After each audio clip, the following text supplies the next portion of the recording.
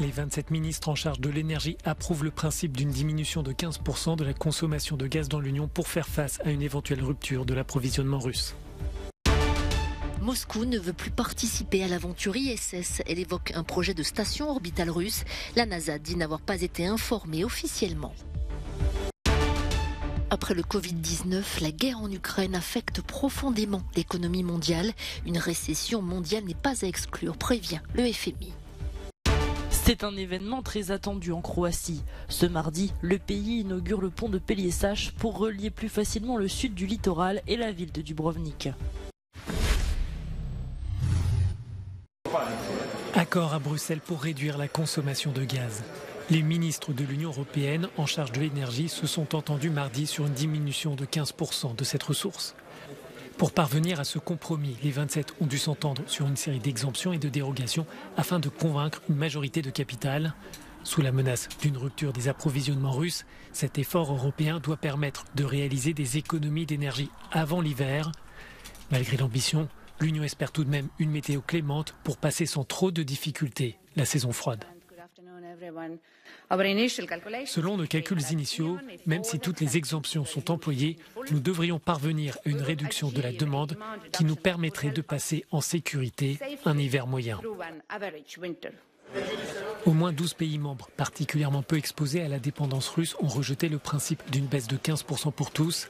Ces gouvernements, emmenés par l'Espagne, ont poussé pour parvenir à des objectifs sur mesure, une demande acceptée par l'ensemble de l'Union. La présidence de l'Union européenne a travaillé et a écouté tous les gouvernements et a conclu que les réalités nationales étaient différentes, que les contributions pouvaient être différentes et que les limitations pouvaient être aussi différentes. Cela ne sert pas à grand-chose pour une île d'économiser 15% si elle ne peut pas transférer cette ressource aux pays d'Europe centrale. Ce serait une mesure disproportionnée qui n'a aucun sens. Cet accord est perçu comme un mécanisme de solidarité afin d'aider les pays les plus menacés comme l'Allemagne en cas de rupture énergétique russe.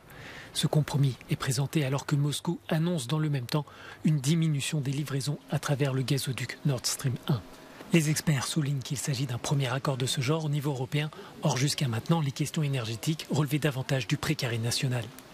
Le point le plus important est de respecter les marchés et de continuer à permettre au gaz de circuler à travers l'Europe et qu'ensemble, en tant que 27, plus les voisins de l'Union et même au-delà, nous travaillons ensemble, que nous utilisions toutes les ressources dont nous disposons du côté des approvisionnements, du côté de la demande. C'est la seule façon efficace de lutter contre l'utilisation par Vladimir Poutine du gaz comme une arme et de pouvoir passer l'hiver. Les 27 approuvent aussi le mécanisme alerte de l'Union qui prévoit de rendre obligatoire cet objectif de diminution si la Russie venait à suspendre ses livraisons. Toutefois, les ministres ont décidé que cet outil ne pourrait être activé que par le Conseil, l'institution qui représente les capitales, et non par la Commission européenne. Des cosmonautes russes travaillant à bord de la Station spatiale internationale. Des images qui pourraient bientôt appartenir au passé. La Russie indique en effet vouloir se désengager de l'ISS après 2024, alors que les Américains entendent poursuivre l'aventure jusqu'en 2030. Impossible de ne pas lier cette décision à la guerre qui fait rage en Ukraine, même si les Russes évoquent un autre projet.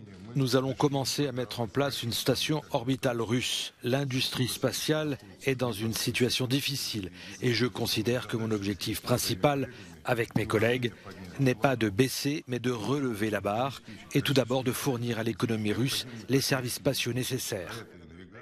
La NASA dit ne pas avoir été informée officiellement de cette décision. L'agence spatiale américaine qui souhaite que les Russes poursuivent leur participation. L'ISS est le fruit d'une collaboration entre la Russie, les États-Unis, l'Europe, le Japon et le Canada. Elle ne peut fonctionner sans les contributions des différents partenaires. À l'issue d'une nouvelle audience dans un tribunal de Russie ce mardi, les avocats de la basketteuse états-unienne Brittney Griner espèrent un jugement clément pour leur cliente. Brittney Griner est incarcérée en Russie depuis son arrestation à l'aéroport de Moscou en février dernier pour contrebande de drogue. En cause, son liquide de vapoteuse à base de cannabis. Elle a porté l'huile de cannabis de manière involontaire parce qu'elle était pressée, comme elle l'a dit, de faire ses bagages. Elle a juste oublié de sortir ce médicament de son bagage. C'est tout. Mais le public russe doit savoir, et le tribunal russe en premier lieu, que ce médicament n'était pas utilisé à des fins récréatives aux États-Unis. Il a été prescrit par un médecin et utilisé de manière conforme.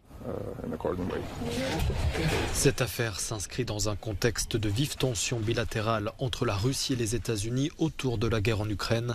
Plusieurs observateurs soupçonnent Moscou d'utiliser ce cas en vue d'un futur échange de prisonniers avec Washington. L'économie mondiale est en berne et l'avenir s'annonce sombre. Le diagnostic est signé du Fonds monétaire international qui révise à la baisse ses prévisions de croissance et alerte sur le risque d'une récession mondiale. Ainsi, cette année, il ne faudra pas s'attendre à une croissance supérieure à 3,2%, soit 0,4 points de moins que les dernières prévisions. L'économie mondiale est encore sous le choc de la pandémie et de l'invasion russe de l'Ukraine. Nous sommes maintenant confrontés à des perspectives de plus en plus sombres et incertaines. La croissance de la production mondiale a été révisée à la baisse à 3,2% cette année et à 2,9% l'année prochaine, tandis que l'inflation a été révisée à la hausse à 6,6% dans les économies avancées et à 9,5% dans les économies émergentes et en développement. Les trois plus grandes économies du monde, les États-Unis, la Chine et l'Europe, sont au point mort.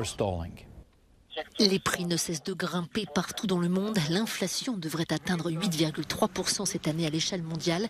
La guerre en Ukraine fait flamber les coûts de l'alimentation et de l'énergie, des prix qui pourraient encore augmenter. L'arrêt complet des exportations de gaz russe vers les économies européennes en 2022 ferait largement augmenter l'inflation dans le monde, prévient le FMI. Après 15 ans d'attente, de travaux et de rebondissements, c'est le grand jour pour des milliers de Croates. L'inauguration du pont de Pelješac au sud du pays. Isolée depuis l'indépendance, cette partie de la Croatie, son joyau de l'Adriatique et la cité médiévale de Dubrovnik est reliée au reste du pays. Ce n'est que maintenant que nous devenons une partie de la Croatie, car les gens ici étaient tout simplement isolés et ont été obligés de traverser 2 postes frontières pour se rendre dans le reste du pays.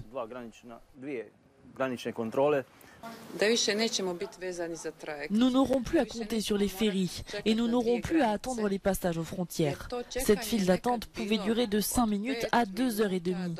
C'était vraiment épuisant et tout cela a créé une sorte d'amertume parmi nous, les gens qui vivent ici. Le pont de Pelješac relie directement la péninsule à la partie continentale de la Croatie. Autrement dit, il permet d'éviter l'enclave bosnienne de Neum, jusqu'ici passage obligatoire. Les Croates devaient s'armer de patience et passer la frontière avec l'Union européenne. Désormais, il leur suffira de franchir le pont. Il y a trop de monde, trop d'attentes, à la fois quand c'est nécessaire et quand ça ne l'est pas. Donc nous avons enfin notre pont. Côté bosniaque, l'enthousiasme est loin d'être partagé. Le pont diminuera les passages dans la baie de Neum, y compris pendant les vacances scolaires. Un manque à gagner sur l'économie du tourisme. Les habitants ont peur d'être isolés à leur tour, avec en 2023 l'adhésion de la Croatie à l'espace Schengen et le renfort des contrôles aux frontières.